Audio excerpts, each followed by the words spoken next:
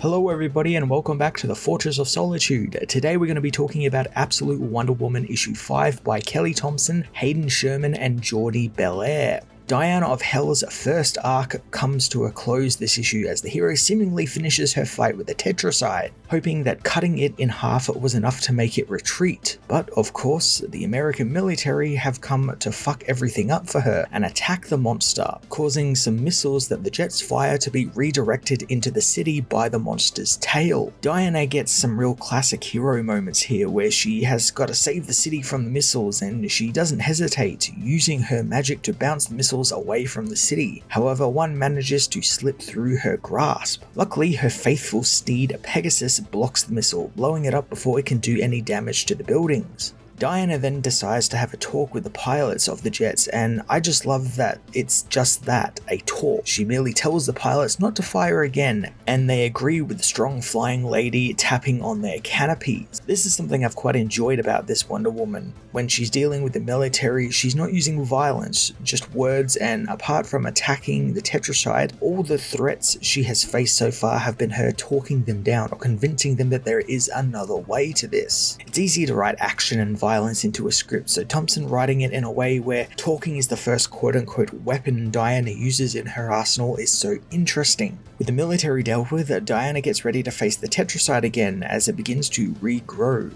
Knowing that she is now desperate to find a solution to defeating it for good, so she retrieves her green lasso, her last resort. Our story then heads back into the past, where Circe shares the green lasso with Diana, telling her that it's an absolute last resort, and one that she will need more than once in man's world. I really like that Diana doesn't like how Circe talks about her future in man's world and her upcoming journeys with such negativity, citing that she's going to need weapons and, there's going to be great violence, stuff that Diana does not care for. It's something we've seen a lot of with this Diana, where she will find the positive in any situation and the goodness in everything. It's the reason she seems to be positioned or being positioned as the first true bringer of hope in the absolute universe, even more so than what Superman is currently in this universe, since he usually fills that role quite well. Circe understands what she means, but knows that she'll need this lasso all the same, revealing its name is Sacrifice, the lasso that will transform anything but into what is up to what the lasso is thrown around.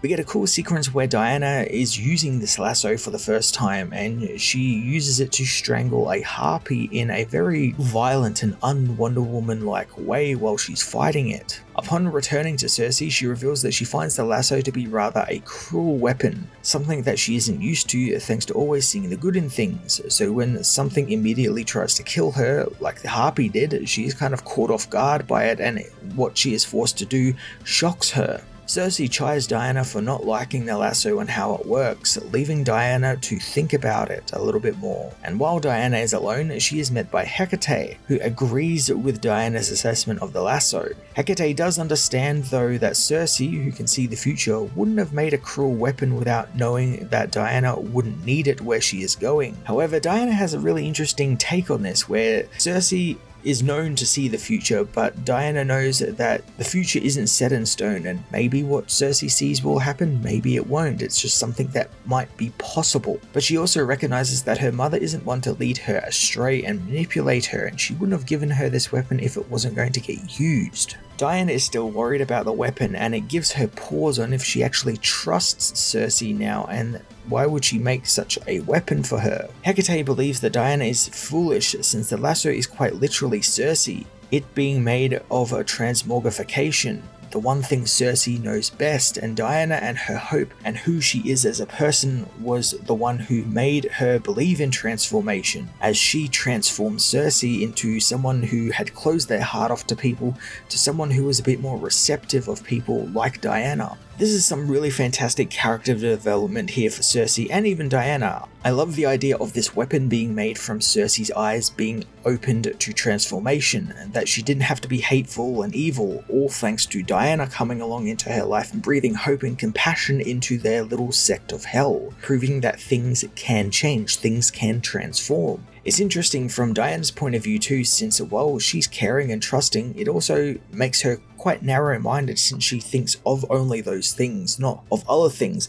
like that she would need a weapon like this in man's world. She doesn't believe she will, but we know and we've seen that she will. There is also this really interesting idea of the lasso itself, something that's made to bind something in one place, bind them in as one. And I like that it's used to almost free those touched by it and give the user more options than what they would usually have, kind of going against what the actual use of a lasso is. It's very interesting. Diana returns to Cersei with the lasso, asking her for forgiveness since she had forgotten Cersei wasn't given the chances that she was, and her own narrow-mindedness is what made her doubt sacrifice and its use. Diana asks Cersei to teach her how to wield the weapon properly, as in the present, Wonder Woman gets ready to use sacrifice, knowing the form that she is going to transform into must be just right, but she needs to come up with it quick. She soon figures out what form she'll take to kill the Tetracide, a being who has no natural enemies. Diana wraps the lasso around her arm, knowing that she will become her, the person who is subject to constant injustice. Activating the lasso, Diana transforms into Medusa, growing in size to match the Tetracide. Steve Trevor and the others witness this via the news, and luckily Barbara Ann is on hand to fill them in on who exactly Medusa is and how her actual curse wasn't being turned into a snake lady, but it was for those who look upon her to turn to stone. Which is exactly what happens to the Tetracide, whose eyes are ever searching for food and lock onto Medusa the minute she appears, causing the monster to turn instantly into solid stone. Across my reviews for this series, I've said time and time again that I just love this idea that Wonder Woman has access to magic and has literally a bag of tricks with her, this being one of them. And I love the idea that this Wonder Woman can now change into various things to fight monsters. Has this real comic booky, almost very Power Rangers thing to do. She's got the big, Zord sort of thing that she can change into to fight the giant monsters that she needs to. It's really damn cool and something we've never had with Wonder Woman before, so it's completely new territory and a game changer. Like, there's so much opened for her now to do with these magical powers, and I just love how they are being deployed here by Thompson and their artist Hayden Sherman. It just looks fantastic. I also have to wonder if Medusa isn't just like something that Diana thought of will defeat the Tetracide. It's a very smart plan, turn it to stone and then smash it up. But I wonder if it might have to do with the cruelty of the Medusa story, where she was changed into what she is by the cruelty of the gods, and the whole idea of sacrifice of the lasso is the cruelty of it. So I wonder if maybe it can only be used in things that are cruel, or whether Diana can change into literally any sort of creature she wants to, or any sort of monster she wants to. I can't wait to see more of this lasso in future issues and see what Thompson does with it, since I think you can get real creative with what you do with it. Barbara soon notices that despite the Tetracide being defeated, Diana is still Medusa and hasn't changed back, and Etta believes that she might actually be stuck that way since she might not remember who she was before she changed. But Steve knows that her friends can help her, deciding to go out and try and reach out to Diana because of all she has done for him,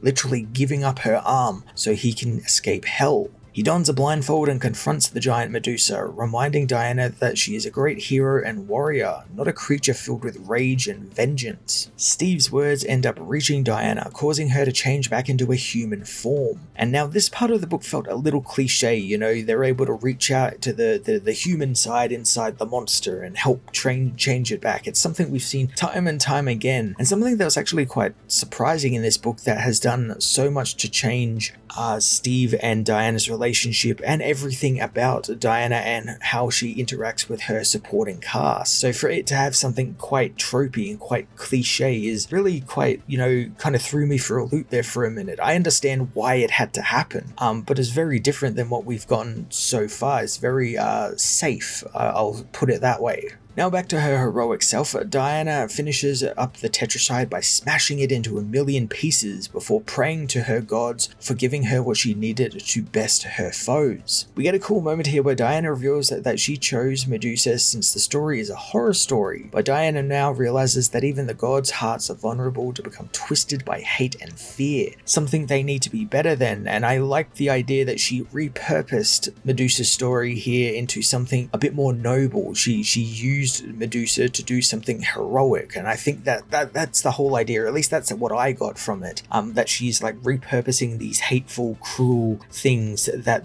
the whip can do, that the lasso can conjure up, and making them into something for hope, something hopeful and something heroic.